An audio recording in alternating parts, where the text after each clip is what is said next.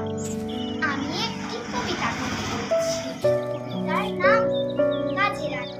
লিখেছেন রামকৃষ্ণ ভট্টাচার্য।